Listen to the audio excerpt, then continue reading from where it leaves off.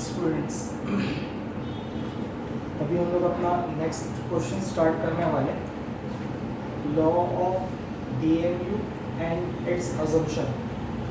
थोड़ा सा बड़ा क्वेश्चन है क्योंकि इसके अंदर पहले हम लोग लॉ ऑफ डीएमयू देखेंगे एंड उसके बाद में उसके अजम्पशन करेंगे। ठीक है, अब law of DMU, D represent diminishing, M represent marginal and U represent utility. मतलब इसका फुल फॉर्म है diminishing marginal utility, law of diminishing marginal utility. And आप ये तीनों वर्ड से वाकिफ हो। लास्ट लेक्चर में मैंने आपको डिमिनिश होने का मतलब बताया था। डिमिनिश होने का मतलब होता है गिरना, ठीक है। मार्जिनल यूटिलिटी का मतलब पता है आपको, एक एडिशनल यूनिट को कंज्यूम करने से जो एडिशनल यूटिलिटी मिलती है उसको हम लोग बोलते हैं marginal utility.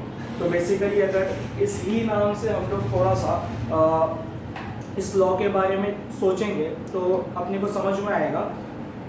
Diminishing marginal utility मतलब मार्जिनल यूटिलिटी गिर रही है, तो यहाँ पे एक लॉ बन गया, लॉ ऑफ डीएमयू, जहाँ पे हमें एक्सप्लेन किया जाएगा कि जैसे जैसे हम अपना कंजम्पशन इंक्रीज करते रहेंगे वैसे वैसे उससे मिलने वाली मार्जिनल यूटिलिटी गिरती जाएगी। ठीक है, अगर आपको पुराने वाले लेक्चर का चार्ट याद होगा तो वहाँ पे दो कॉलम था, एक टोटल यूटिलिटी का और दूसरा मार्जिनल यूटिलिटी का।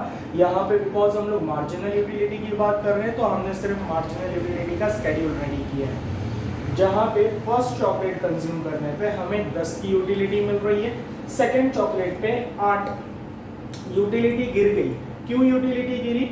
बिकॉज जैसे ही मैं फर्स्ट चॉकलेट खाऊंगा मेरी इंटेंसिटी ऑफ वांट कम हो जाएगी। अब मुझे चॉकलेट थोड़ा कम चाहिए, ठीक है, मेरा पेट थोड़ा भर गया है, मैं थोड़ा सेटिस्फाई हो गया हूँ, तो अगले कंजम्पशन से मेरे को वो मज़ा नहीं मिलेगा जो मुझे फर्स्ट कंजम्पशन से मिला था। और जैसे ही मैं थर्ड यूनिट कंज्यूम करूंगा मेरी यूटिलिटी और कम हो जाएगी, मिलने वाला मज़ा और कम होगा, फोर्थ चॉकलेट से मज़ा और कम होगा, फिफ्थ चॉकलेट पे मैं सेटिस्फाइड हूँ, इसको हम लोग बोलते हैं पॉइंट ऑफ सेटिटी, जहाँ पे मार्जिनल यूटिलिटी 0 हो जाती है, पॉइंट ऑफ मैक्सिमम सेटिस्फेक्शन बोल सकते हो या आप बोल सकते हो पॉइंट ऑफ सैटिस्फैक्शन। इस पर्टिकुलर पॉइंट के बाद अगर आप कंजम्पशन जारी रखते हो तो आपका जो यूटिलिटी है वो इंक्रीज होने के बजाय गिरता चला जाएगा, बेसिकली नेगेटिव में चला जाएगा। क्यों? क्योंकि यहाँ पे आप सेटिस्फाई हो गए थे, अब इसके बाद आप जितना कंजम्पशन करोगे वो आपको फायदा नहीं देगा, उसमें आपको मजा नहीं आएगा, उल्टा you will feel the pain. ठीक है, ये कौन सा सिनेरियो मैंने बताया था आप लोग को, दोस्त की पार्टी हो तो वो टाइम पे बिल अपने को बनाने का है तो हम लोग खाएंगे, ठीक है, फर्क नहीं पड़ता है कि अपने साथ क्या हो रहा है, पेट दुख रहा है, नहीं फर्क पड़ता है, बिल बनाना है, हम तो कंजम्पशन करते जाएंगे, ये वो सिनेरियो हो जाता है। ठीक है, तो इसी को लेकर के इन्होंने एक लॉ बना दिया, law of diminishing marginal utility. आपने पहले ऐसा वर्ड सुना होगा लॉ, जैसे कि बचपन में आपने साइंस के अंदर सुना होगा लॉ ऑफ ग्रेविटी।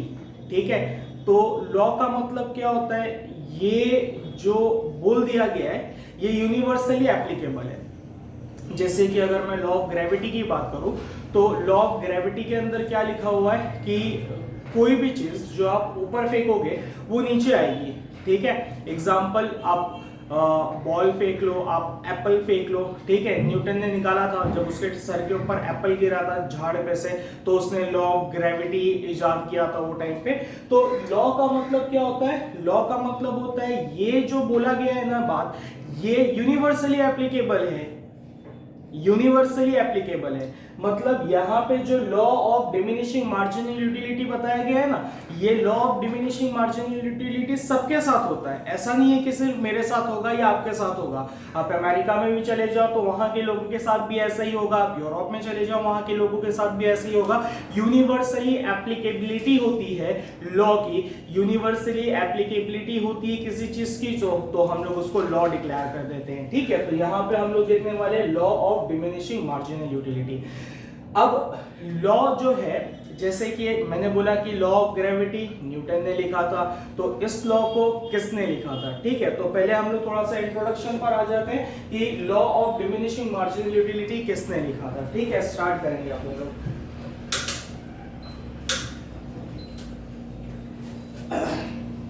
मेरे पास यहाँ पे स्पेस खाली है, मैं यहाँ पर लिख दूंगा लॉ ऑफ डीएमयू को सबसे पहला बंदा जिसने, मतलब आप लोग बोल सकते हो फाउंडर बोल सकते हो, वो एक जर्मन इकोनॉमिस्ट था, जर्मन इकोनॉमिस्ट जिसका नाम एच गोसेन था। इसने किस ईयर में ये लॉ लिखा था? तो इसने ये लॉ लिखा था इन द ईयर 1854। 1854 में उसने ये लॉ लिखा था। लेकिन जब उसने ये लॉ लिखा था तो ये तभी लॉ नहीं बना था, तो इसको वो लोगों ने एक अलग नाम दिया था। उन लोगों ने दिया था इसको नाम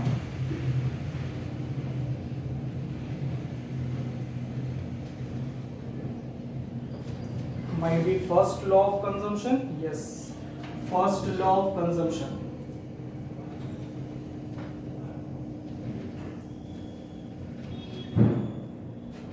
आगे चल के इसी लॉ को मिस्टर अल्फ्रेड मार्शल ने, जो हमारे मेन करता धरता है यहाँ पे, अक्सर आप देखोगे हमारे हर लेसन में इस बंदे का नाम सुनने मिलेगा, अल्फ्रेड मार्शल। एक काफी बड़े इकोनॉमिस्ट गुजरे हैं 18th सेंचुरी के एंड में।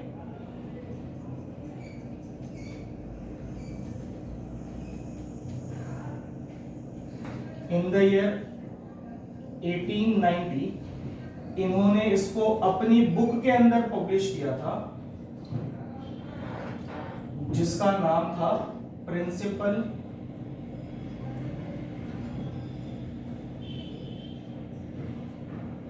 Of economics.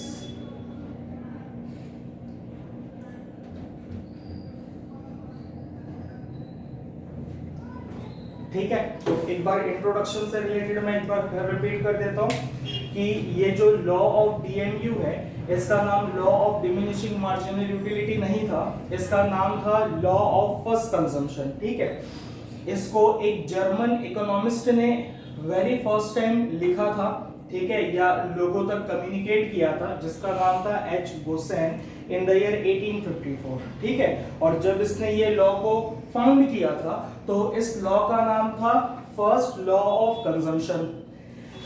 इसी लॉ को आगे चल के अल्फ्रेड मार्शल ने यूज किया, अपने बुक के अंदर रीस्टेट किया, ठीक है, थोड़े चेंजेस के साथ रीस्टेट किया। इन द ईयर 1890 उसकी बुक पब्लिश की गई थी जिसका नाम था प्रिंसिपल ऑफ इकोनॉमिक्स। एंड उस साल जब उसने उसको अपने बुक में पब्लिश किया तो उसने उसको बोला लॉ ऑफ डीएमयू। ठीक है, तो लॉ ऑफ डीएमयू किसने लिखा था? तो लॉ ऑफ डीएमयू की हिस्ट्री निकलती 1854 से। ठीक है, mister H Gaussian in the year 1854। तो अगर मैचअप के अंदर पूछता है लॉ ऑफ फर्स्ट कंजम्पशन तो आप मिस्टर गोसेन का नाम बोलोगे, अगर ईयर लिखा है तो ये वाला ईयर सेलेक्ट करोगे। लेकिन अगर मैच द कॉलम के अंदर लिखा है लॉ ऑफ डीएमयू तो आप किसका नाम लिखोगे? अल्फ्रेड मार्शल का, क्योंकि जब इसने लिखा था तो उसका नाम था फर्स्ट लॉ ऑफ कंजम्पशन। उसी लॉ को थोड़ा सा तोड़ मरोड़ करके वापस से अल्फ्रेड मार्शल ने अपने बुक के अंदर लिखा जिसका नाम था प्रिंसिपल ऑफ इकोनॉमिक्स 1890 में, जो कि पब्लिश हुई थी, और उसमें उसका नाम क्या लिखा गया था? Law of DMU. होप कि आपको इंट्रोडक्शन के अंदर कुछ डाउट नहीं होगा कि ये लॉ कहां से आया है और इसको किसने लिखा है। ठीक है, एक बार इसको देख लो, या अगर किसी को ये वाला इंफॉर्मेशन अपने बुक में लिखना है, मोस्टली ये पूछता है मैचअप के अंदर, ईयर वगैरह लिया हुआ है, किसी को अगर ये 2 लाइन लिखना है तो फटाफट कॉपी कर लो इसको, या फिर स्क्रीन को पॉज कर लो।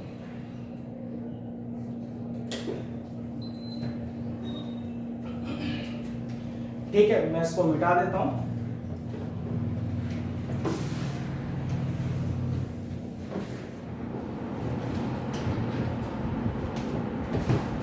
अब हम लोग आगे चलते हैं लॉ के साथ, और लॉ के अंदर क्या लिखा हुआ है। तो ये जो स्टेटमेंट ऑफ द लॉ है ये लॉ लिखा हुआ है। ठीक, अब यहां से लेकर के यहां तक आपको दिख रहा होगा कि इन्वर्टेड कॉमास के अंदर कुछ चीजें लिखी हुई है। तो अगर कोई इंफॉर्मेशन इन्वर्टेड कॉमास में लिखा हुआ है मतलब आप उसके साथ छेड़छाड़ी नहीं कर सकते हो। आपने ऐसा सुना होगा 10th स्टैंडर्ड के अंदर कि डेफिनेशंस के साथ छेड़छाड़ी नहीं की जाती है, जैसा होता है उसे वैसा ही लिखना पड़ता है। तो सेम सिनेरियो आप लॉ के साथ भी छेड़छाड़ी नहीं कर सकते हो, आपको as it is law copy करना पड़ेगा। एग्जाम में अगर ऐसा क्वेश्चन आता है state the law of DMU and its assumption, तो नॉर्मली ये 8 मार्क्स का क्वेश्चन होता है। इकोनॉमिक्स के अंदर जो सबसे बड़ा क्वेश्चन होता है एग्जाम के अंदर वो 8 मार्क्स का होता है, और ये 8 मार्क्स के क्वेश्चन के लिए एलिजिबल है। जहाँ पे आप लोग क्या लिखोगे, तो सबसे पहले आपको इंट्रोडक्शन लिखना पड़ेगा, जो कि मैंने अभी अभी आप लोग को बताया, ठीक है, जिसके ऊपर आपको 8 मार्क्स मिलेंगे। दूसरा, ये जो लॉ नजर आ रहा है, इस लॉ को एज इट इज लिखने के एक और मार्क्स मिलेंगे, टोटल 2 मार्क्स हो गए।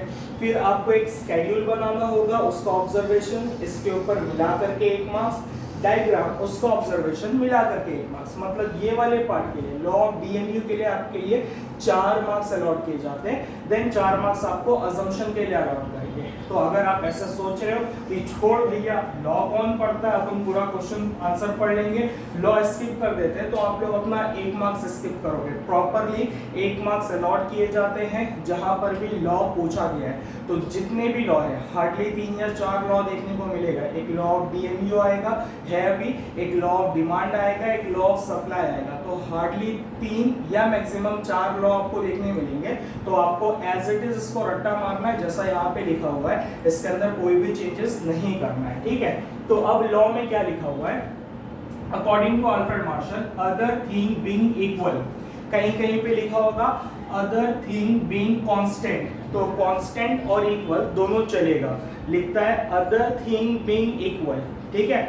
अब ये लॉ किसके ऊपर बेस्ड है, तो ये लॉ जो है ना, ये मार्जिनल यूटिलिटी के ऊपर बेस्ड है। किसके ऊपर बेस्ड है, मार्जिनल यूटिलिटी। और मार्जिनल का मतलब मैंने आपको जब पहली बार मार्जिनल यूटिलिटी से इंट्रोड्यूस किया था, तो मैंने बोला था मार्जिनल का मतलब होता है एडिशनल। तो यहाँ पे आप देखोगे एडिशनल, ठीक है, एडिशनल। यूटिलिटी का मतलब मिलने वाला मजा, तो उसने मजे को वर्ड कन्वर्ट कर दिया है बेनिफिट से, ठीक है। तो उसने क्या लिखा है, other thing being equal the additional benefit which a person derives, ठीक है। एडिशनल बेनिफिट, जो एडिशनल बेनिफिट मिलता है हर यूनिट को कंज्यूम करने से, जो एडिशनल बेनिफिट मिलता है किसको, to a person which a person derive, जो एक पर्सन एडिशनल बेनिफिट डिराइव करता है, वो क्या हो जाएगा, वो डिक्रीज होगा। derives from the increase in the stock of a thing diminishes को मैं बोल सकता हूँ डिक्रीज होना। तो लिखता है which a person derives from the increase in stock, from the increase in stock का मतलब क्या है कि हमारा जैसे जैसे कंजम्पशन बढ़ेगा, एक यूनिट से दूसरा, दूसरे से तीसरा, तीसरे से चौथा, तो जैसे जैसे मैं अपना कंजम्पशन बढ़ाऊंगा तो उससे होगा क्या, डिक्रीज होगा with the every increase in the stock that he already has. लेकिन सवाल उठता है सर क्या डिक्रीज होगा, तो वो हिंट कर रहा है कि एडिशनल बेनिफिट जो है वो डिक्रीज होगा। बेसिकली आप लोग इसको ऐसे देख सकते हो कि जब स्टॉक बढ़ेगा, मतलब जब कंजम्पशन इंक्रीज होगा, तो क्या होगा, कुछ चीज गिरेगी। क्या गिरेगी, तो वो एडिशनल बेनिफिट है, मतलब आपका मार्जिनल यूटिलिटी क्या होगा, डिक्रीज होगा। कब, with every increase in the stock that he already has, जैसे जैसे उसका स्टॉक बढ़ता जाएगा उससे मिलने वाला जो मजा है, जो मार्जिनल यूटिलिटी है, वो गिरते जाएगी। हर एक यूनिट के कंजम्पशन पे उसकी मार्जिनल यूटिलिटी डिक्रीज होती जाएगी। ये लॉ के अंदर एक्सप्लेन किया है, ठीक है। तो एक बार लॉ देख लेंगे। लॉ में बोला है अदर थिंग बीइंग इक्वल। अच्छा, इसका मतलब क्या, अदर थिंग बीइंग इक्वल, ये आप देख रहे हो अजम्पशन। जब भी किसी भी लॉ में कुछ अजम्पशंस होते हैं तो वो लॉ हमेशा ऐसे स्टार्ट होता है, अदर थिंग बीइंग इक्वल या अदर थिंग बीइंग कांस्टेंट। अगर किसी लॉ के आगे ये चीज लिखा हुआ है, मतलब ये लॉ तभी सही साबित होगा जब आप उन चीजों को अज्यूम करोगे कि ये ऐसे ही रहेगी, ठीक है। लॉ ऑफ ग्रेविटी के साथ ऐसा कोई वर्ड नहीं लिखा हुआ अदर थिंग बीइंग इक्वल या constant. Law of gravity directly है, आप कहीं भी जाओ वो सही साबित होगी। लेकिन अगर आप यहाँ पे अजम्पशंस नहीं रखोगे तो आपका लॉ गलत साबित हो सकता है। तो जहां पर भी कुछ अजम्पशन एसोसिएटेड होते हैं लॉ के साथ, वैसा लॉ हमेशा स्टार्ट होगा अदर थिंग बीइंग इक्वल। अब ये जो अल्फ्रेड मार्शल का लॉ था ना, ये बहुत सारे सिनेरियो में एप्लीकेबल हो रहा था, लेकिन कुछ सिनेरियो में नहीं हो रहा था। तो अल्फ्रेड मार्शल ने बोला लेट इट अज्यूम कि वो चीजें वैसे ही रहेगी। इसके लिए उसको बना दिया अजम्पशन और उसने अपने लॉ के आगे वर्ड लिख दिया अदर थिंग बीइंग इक्वल। तो law goes like this, other thing being equal, ठीक है, the additional benefit which a person derives, ठीक, with the increase of the stock from the increase in the stock of a thing diminishes with every increase of the stock that he already has। तो आपको क्या करना होगा, आपको यहां से लेकर के यहां तक पूरा रट्टा मारना होगा, एज इट इज उसको लिखना है, ठीक है। एक बार फिर देख लेते हैं, other thing being equal, the additional benefit which a person derives with the increase in the stock of a thing diminishes with every increase of the stock which he already has। तो जिस तरह मैंने अभी आपको बोला है, आपको घर बैठ करके इसको बाय हार्ट करना है। अगर आप मेरे सामने होते तो शायद मैं आप लोग को अभी रट्टा मरवा के ओरल भी सुन लिया होता, लेकिन ठीक है, कोई बात नहीं, अभी आप घर पर हो तो इसका ये मतलब है कि आप अभी इसको घर पे बैठ करके याद कर लोगे। आपको ये लिखना रहेगा तो लिख लेना स्प्रिंग पॉज करके। मैं इसको मिटाने जा रहा हूँ क्योंकि मुझे आगे बढ़ना है, ठीक है।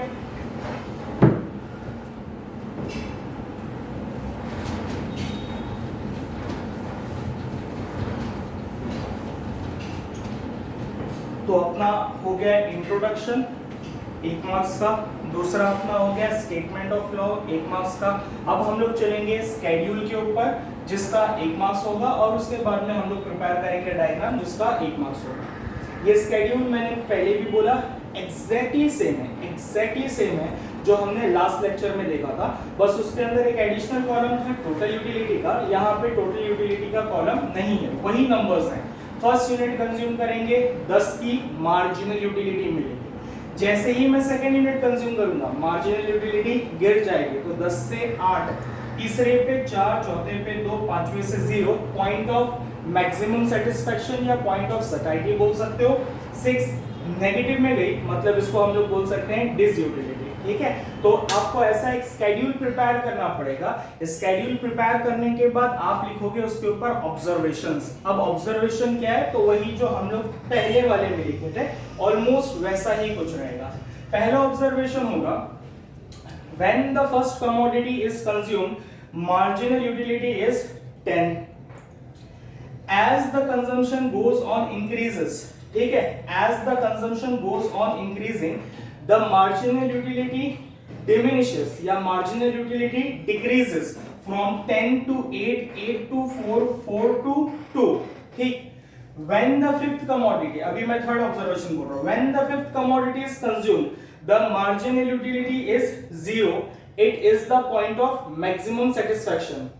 and fourth observation, when the sixth commodity is consumed marginal utility become negative, that is disutility, that is disutility. तो वही लिखना है जो हमने पहले वाले में लिखा है, बस उसको थोड़ा सा तोड़ मरोड़ करके लिखना है, ठीक है।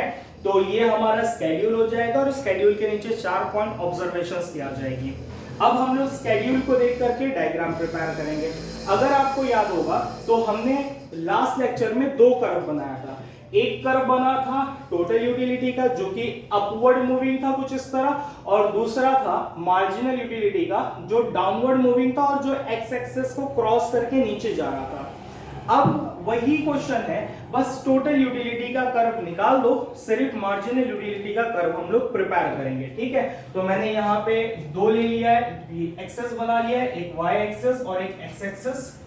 पुराने वाले क्वेश्चन में टोटल यूटिलिटी भी बनाना था, मार्जिनल यूटिलिटी भी बनाना था, तो हमने साइड में लिखा था यूटिलिटी। यहां पे सिर्फ मार्जिनल यूटिलिटी है, तो हम लोग लिखेंगे मार्जिनल यूटिलिटी।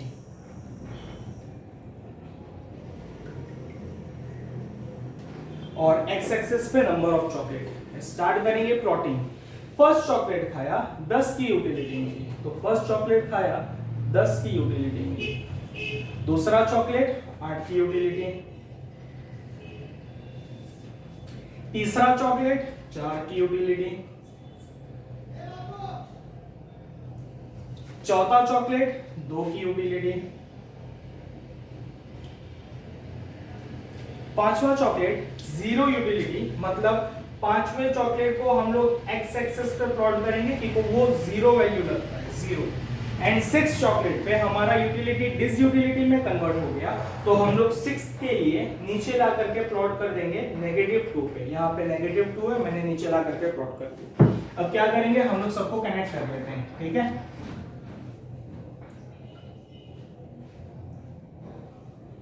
आप लोग स्केल का यूज कर सकते हो, मैं फ्री हैंड कनेक्ट कर रहा हूं, ठीक है। जैसा लास्ट टाइम पे मैंने बताया था गैप लेना है, वैसे ही गैप लेना है ऑलमोस्ट।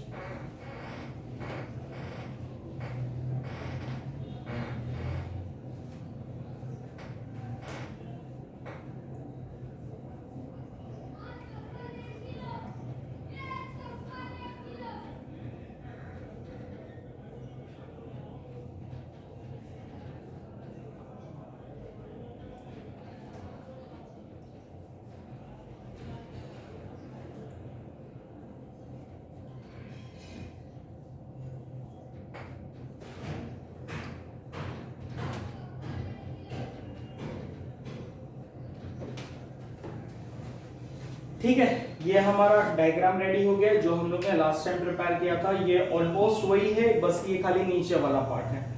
इसको प्लॉट करेंगे, जब हम लोग जीरो पर आएंगे तो हम लोग लिखेंगे पॉइंट ऑफ मैक्सिमम सेटिस्फेक्शन।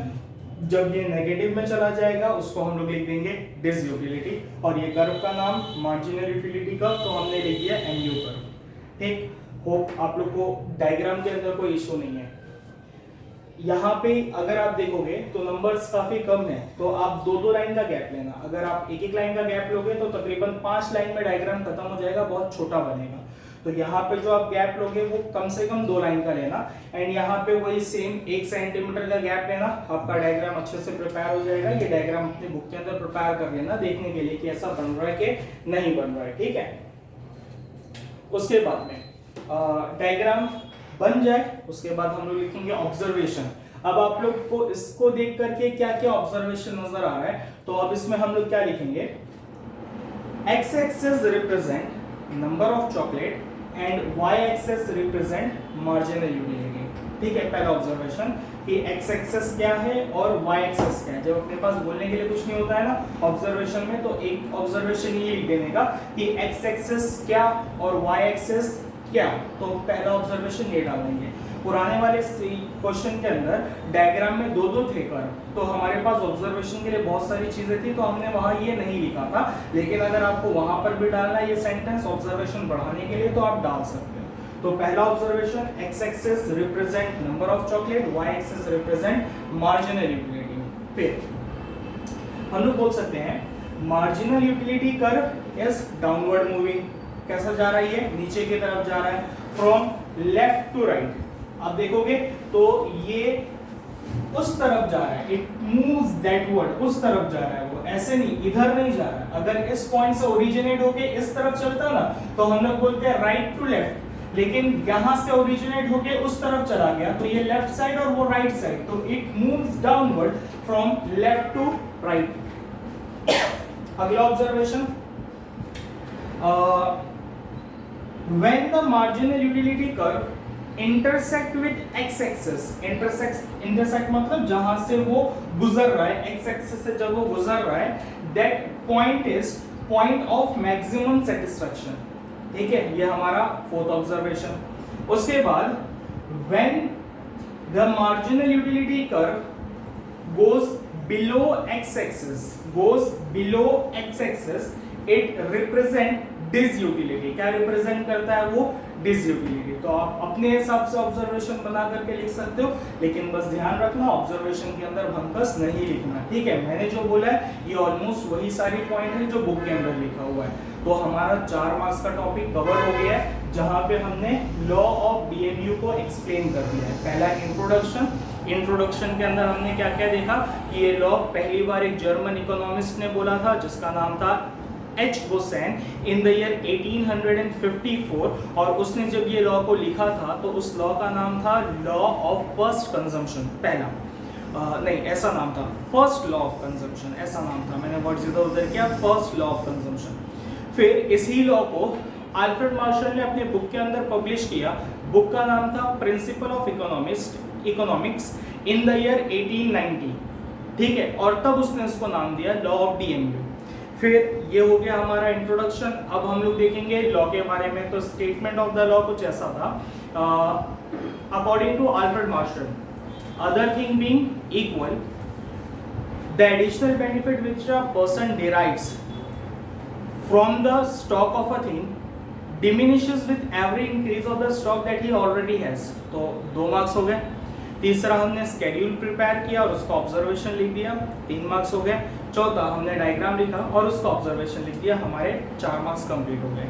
अब ये वाला पार्ट खत्म हो गया लॉ ऑफ डीएमयू को एक्सप्लेन करने का। अब हम लोग चलेंगे उसके अजम्पशंस के ऊपर, ठीक है। अजम्पशन का मतलब क्या होता है? तो अजम्पशन बेसिकली वर्ड निकला है अज्यूम करने से, अज्यूम कर लेना। तो इस लॉ के अंदर हम कुछ चीज़ें अज्यूम करेंगे कि ये ऐसे ही रहेगी। अगर हम अजम्पशन नहीं करते हैं तो लॉ गलत साबित हो जाएगा। वो जो अभी अभी हमने लॉ पढ़ा है ना कि मार्जिनल यूटिलिटी गिरती है, अगर मैं शॉर्ट में बात करूँ ना, शॉर्ट में, तो लॉ क्या बोलता है कि मार्जिनल यूटिलिटी हर कंजम्पशन पे गिरते जाती है। बस इतना सा लॉ का समरी है कि with every consumption marginal utility goes on decreases. लेकिन कुछ अजम्पशंस हैं, अगर वो अजम्पशंस हम लोग ना अज्यूम करें तो ये जो लॉ अभी अभी मैंने बोला ना कि मार्जिनल यूटिलिटी गिरती है, तो वो गलत साबित हो जाएगा। एक छोटा सा एग्जांपल दूंगा, उसके बाद में फिर मैं लॉ पे चलता हूँ। लॉ के अंदर एक अजम्पशन है जिसका नाम है होमोजिनिटी। होमोजिनिटी का मतलब क्या होता है? Same, uniform,